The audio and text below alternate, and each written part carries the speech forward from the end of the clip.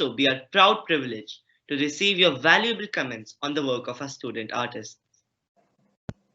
Yeah, thank you so much. It was a pleasure watching all your images and the works that you've created over the years, especially the older sections, which were much more they had much more control over what they wanted to portray and say through their works. Art, as you all know by now, is like a journey. It is an evolving journey where you are also discovering your capabilities and what it is that you would like to ultimately be known as through your art, your work, and your expression. A lot of the younger students expressed art as something that gave them a lot of soothing feeling, a lot of peace of mind. But ultimately, if you want to make a career as an artist or want to stand out from this whole community of artists that there are, which is huge, then you have to, at some point, decide to use your inner dialogue. We all have inner dialogues. We all have this conversation that we keep having with ourselves inside our heads. So the challenge for an artist is to use that inner dialogue in a way on his in his work, through his canvas or through his sculptures, that makes sense to the people of his time. The people of his time, by that I mean people who are your contemporaries, because ultimately how you have to reach out to your own milieu, your own contemporaries, to say what you feel deep inside your head. So the challenge is to make that inner conversation agreeable or understandable to a large number of people who are looking at your work, who are waiting to hear from you, waiting to hear what you have to say. And in that, art is not just not just a way of expressing, but it is a lot of things. When I say it is a lot of things, I mean it is also science, it is also anthropology, it is also psychology, it is also it is a whole spectrum of subjects. It is not just expression, because when you are creating works that are unique or at the same time very personal, then your area of study or your area of research spans across multiple subjects. For example, the best known example of that was Michelangelo, who used to go to mortuaries and study cadavers and dead bodies and learn from how the muscle structure is, how the bone structure is.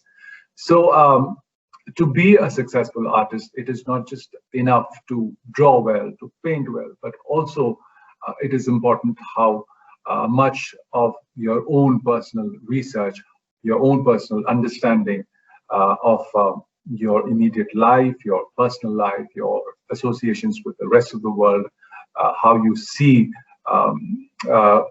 phenomena around you, how you read them, how you process them, how you internalize them. That is also very important. So when someone asks me what that art is like, just pure self-expression, it's not so. It is a lot of research. It is a lot of understanding how things work. It is a lot of intense meditation on the nature of things that are put before you. If you want to understand how this thing works, then you have to do a lot of reverse engineering. So to be an artist, there is this constant process of reverse engineering that you're doing to understand what lies beneath. So the challenge of the artist is really to find out what lies beneath. It's only when you understand what lies beneath, then you can fully and perfectly give the outer structure the form that you intend to do. So it is very important for an artist, a creative person, to put his inner dialogue onto his object or onto his creation, and B is to have enough muscle of research, enough understanding of what he's going to say or how it is going to be interpreted, because every line that you draw on a piece of paper or on canvas has a meaning, has a purpose. So it's your lines are your alphabet. So however you place an alphabet in combination with another letter, that is how words are formed, and that is how when you are writing something big, the words join up to make a statement.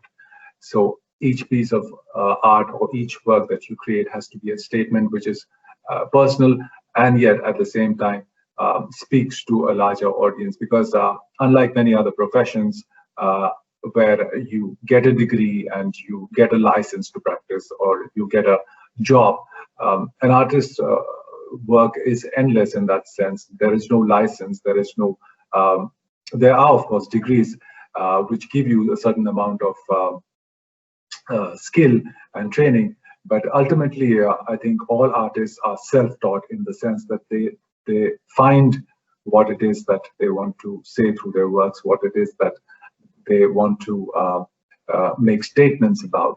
So that journey, and it is a lot of unlearning also, because you'll realize later when you go into the real world that a lot of things that you've learned, a lot of principles that have been taught to you in your classroom do not work for you. So you also unlearn, you reject them, you say, this is not working for me, I have to give it up, or I have to make a way through it, which sort of negates everything that I have learned so far. So every artistic journey, every creative journey is also as much a journey of unlearning, of giving up what you have held on to for a long time. And a lot of you, especially the senior students, have talked about coming out of their comfort zone. That is also very important, to be able to give up something that you've held for a long time, saying that no, I want to explore further, I want to go into deeper, I want to see how what has been working for me. I want to see how to get out of that method or that process, which is also a very satisfying journey for the artist, because only when you break the mold, only when you grow out of your shell, that you realize that there is a much larger perspective to be had, much larger, richer life to be explored. And when you unlearn, that is what happens.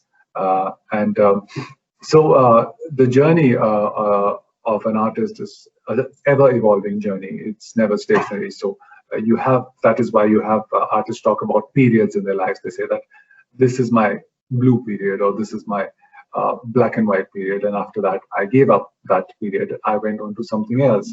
So it is an ever-evolving journey, and so it was so heartening to watch some of your videos where you many of you have caught on very early on to this whole system of understanding what it means to be an artist, where you have to constantly reconfigure your life, you have to constantly relook, re-understand, reorient your perspective, and that is when you succeed. Because unlike so many other professions where you get a degree and you get a job or a license, this is not a place, being an artist is not something where you can get all of this together. Of course, there are people who admire your work, who appreciate what you're doing, and you have to constantly reach out to other people, enlarge your circle of people who understand your work. And it is also very important to be able to persuasively talk about your work. It is not just the making of art which is important, it is also the explaining of it which is required, especially in our times today, where there's so much of it for anyone to see or appreciate. It should be what you say about your art, what you write about your art should be persuasive, to make sense to a huge group of people who eventually end up liking your work, admiring your work, buying your work, collecting your work. Yeah. So yeah, that is basically what I have to say. Now I can take questions if any of you have any question about my work, your work, any other work. Thank you, sir. Now I welcome Megha ma'am to take us ahead with the question and answer session. Thank you so much, Dhiraj. Namaste, Dhiraj ji. A warm welcome to you. There are some questions which a student artist would like to ask you. And also to the audience, I would like to say, if you have any questions for Our student artist as well as for Dhiraj ji, please post your questions on the chat box and we'll take them up. Sure.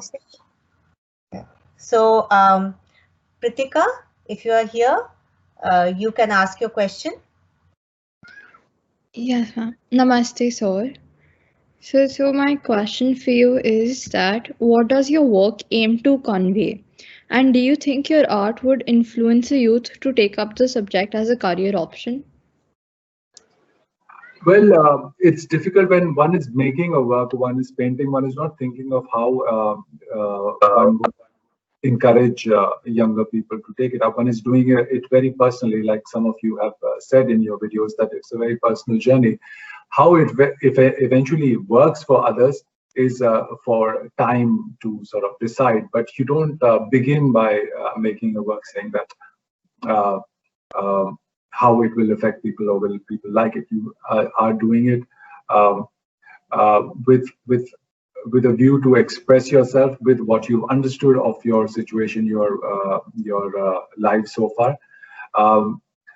Personally, when you ask me about what my work is trying to convey, it is trying to convey the kind of, especially my X-ray works that we saw in the video.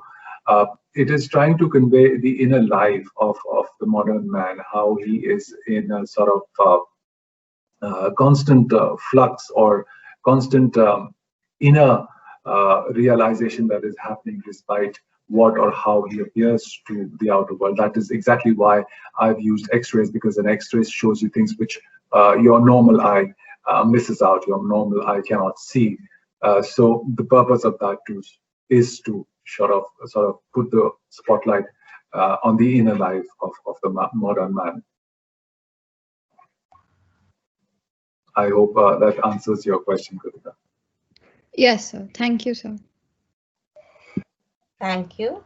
Now, Zoya, if you are here, you can ask your question to Dhiraj ji. Yes, ma'am. According to you, what is the position of art in today's time and in society? Well, that's an interesting question, Zoya. It is because a lot of work that the artist does is the artist remains in the background and the work is there.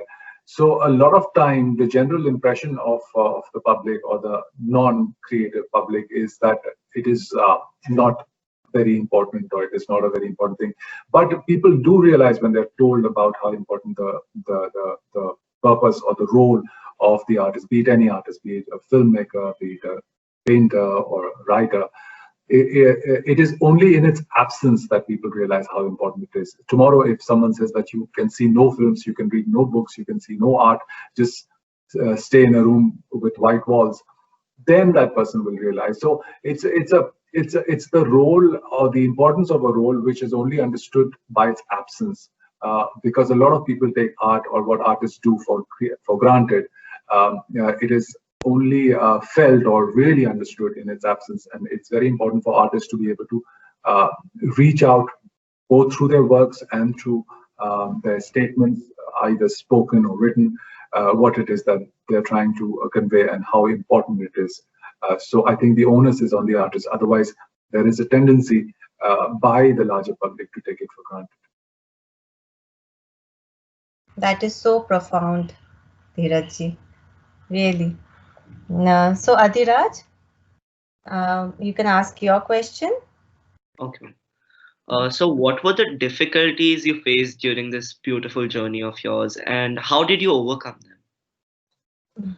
Yeah, so Adhiraj, the difficulties are basically the difficulties of any creative person is how to make people understand what you're doing. Because when you're doing, there is a very interesting line in one of Naipaul's books where he talks about this person who's making something. So someone asks him, what are you making? So he says, I'm making something which does not have a name yet. And that is the challenge of the artist, that you are making something which does not have a name yet, does not have a purpose yet. It is still a work in progress. It's still being defined as I make it. And that is the biggest challenge. When you're making it, people say that, oh, this doesn't look like art to me, or this looks like a hospital design, or this looks very strange, or this looks very bad or stupid.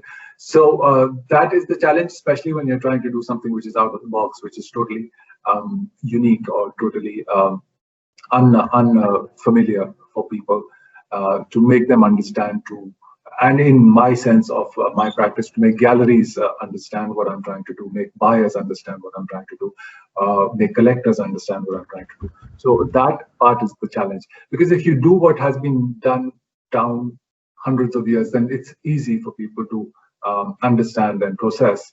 But if you're doing something which is totally out of the box, it takes time, and it slows down your journey. But that is a choice that you make while making those kind of works, whether you want to wait it out and wait for people to finally understand what you're trying to say.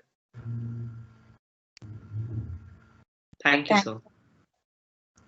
Thank you. Okay, now we have Sukriti. You can ask your question to sir. Namaste, sir. My question for you is, do you ever get tired of working and feel like you need a break? If yes, what have you done about it? And if not, what is it that keeps you going? Yeah. So there are different artists who work in different styles. I work in this where I have this huge burst of inspiration and energy, and I work like a maniac for weeks and months, and then I stop it and I don't touch my work or don't go to my studio at all. So I would like to describe that as like I work in manic bursts. So that is my process. But some people like to work every day. They like to go to the studio and paint something every day. When I work in these bursts, then there is no question of being bored or tired, because there is a long intervening period where I'm not doing that thing, or I'm doing something completely different. I'm just writing, or I'm just shooting my documentary work, my filmmaking work. So I guess I am blessed in that sense, because I have so many different avenues. One doesn't sort of take up my whole mental space completely, because I can always go back to it or come back to it after I spend some other intervening period in some other pursuit.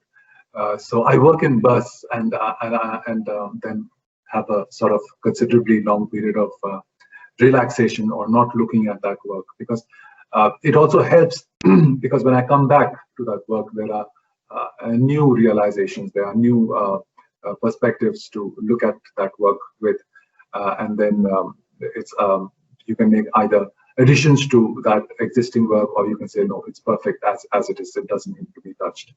So that is how I work. Sukriti, I hope it answers your question. Yes, sir. Thank you. I'm sure our students are so inspired by you, sir, that they want to know every bit of your journey, your life, what you do at home, how you get inspired, everything. So now we have Sia Thakur. If you're here, just ask. Okay. So, what role do you think technology will play in the future of art? Well, technology has always been a huge part of the process. When the first, the machine printers came, we had people like Andy Warhol who were printing photographs with different color filters, which we call now. So technology has always been a part of art, and it is part of the artistic process to incorporate more and more of whatever is being discovered or whatever is being newly introduced into the consciousness of that particular age or time. So I think it will continue to be as the artists were using all sorts of different technologies. They're using laser cutting technology. They're using, of course, graphics are a lot of it is being done on your computer now, and then you have 3D printing technology, which is coming up, which is making sculptures and very unique sculpture designs. So technology has always gone hand in hand. If you look at weaving, for example, which is one of the older art forms that we have, they have also gone through this process earlier. The weaving machines or whatever the systems that they used were very simple, and as time progressed, now they are very less time consuming and more design oriented, more color oriented. The color is faster; it doesn't run. So technology is always useful and always interesting. I don't think any artist should reject this notion that technology is going to take over and I'll be left without a job or redundant. That doesn't happen. You incorporate technology. Like in my X-ray work, I have used the technology of making X-ray pictures to say what I have to say. So it's always been like that. Artists have used technology and continue to do so.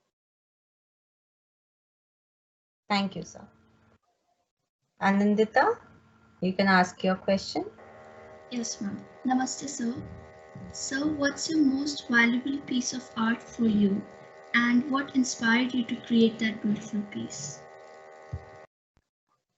Well, for me, my most valuable would be my X-ray work, the first X-ray work that I talk about in the documentary, which was The Urban Shaman, which I made during a residency, because it came out, seemingly, it came out of nowhere. And that is the most, that is the best work for anyone who's creating something, because if you sweated and toiled after something, that is satisfactory.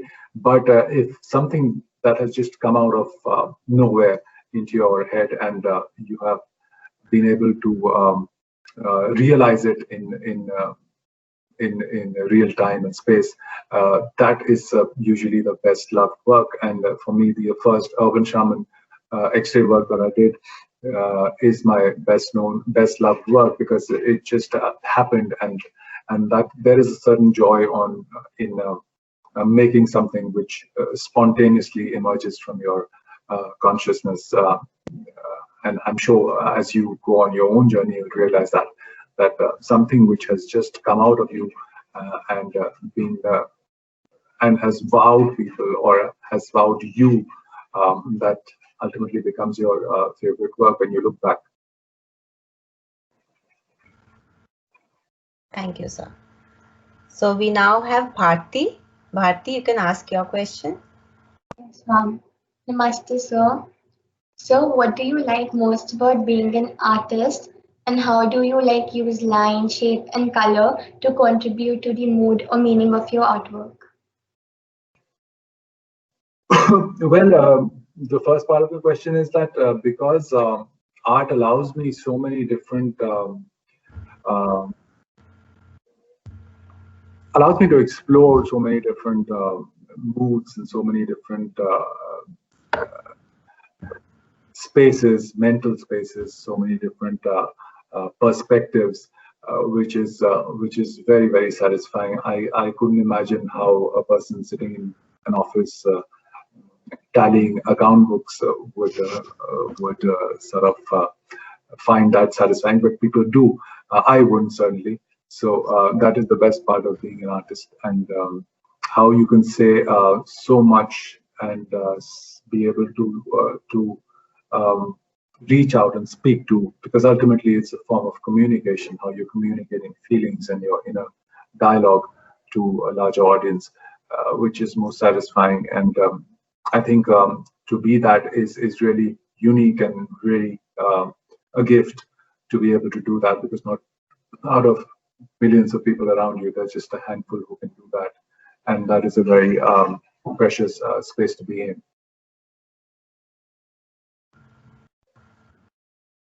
Thank you, sir. From the audience, if there are any more questions, you can raise your hand or write on the chat box.